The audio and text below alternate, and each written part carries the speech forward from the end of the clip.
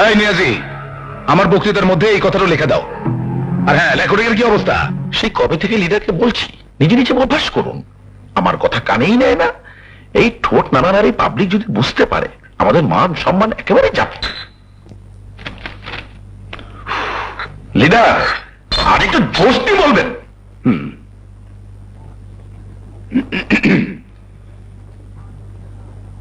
আমার গরিব দুঃখী ভাই ও বোনেরা, আসসালামু আলাইকুম। এবারে নির্বাচনে সমস্ত পার্টি আমাদের ভয় পাচ্ছে, তাই সরকারি দল, অন্যান্য বিরোধী দল সবাই মিলে আমার বিরুদ্ধে আমার করেছে। আমি আপনাদের সামনে সব পরিষ্কার করে দিচ্ছি। ওস্তাদ পারবেন?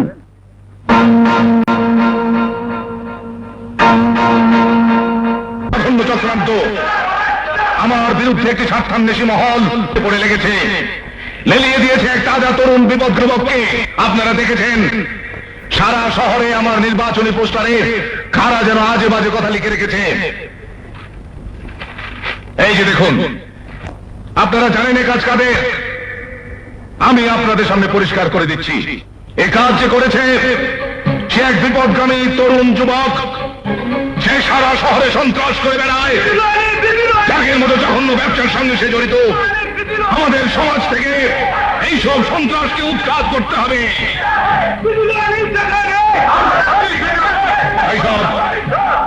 এখন আমি সেই সন্ত্রাসী তরুণের নাম আপনাদের সামনে ঘোষণা করব। সারা শহরে সন্ত্রাস করে বেড়ায় যে তরুণ, তার নাম হচ্ছে হ্যালো, এই কাজ যে করেছে তার নাম সাগর। একটা গরিব ছোট লোক হয়ে সে আমার মেয়ের সঙ্গে প্রেম করেছিল। আমার মেয়েও তার জন্য পাগল হয়েছিল। করুন ভাই, বন্ধ কর। বন্ধ করছি তো। আমি নেতা, তোমরা গরিব দুঃখী। তোমরা গরিব দুঃখী আছো বলেই আমি তোমাদের উপর দরদ দেখাই। আমি কোথায় বলছি?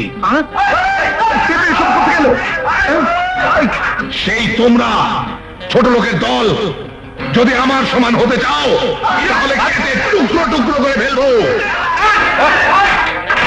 বন্ধ কর। ভাই দেখেন তো, দেখেন না কি হলো।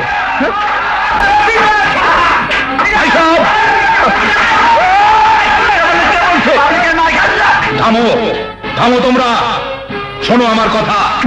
আমি তোমাদের লিডার, আমার কথা শোনো।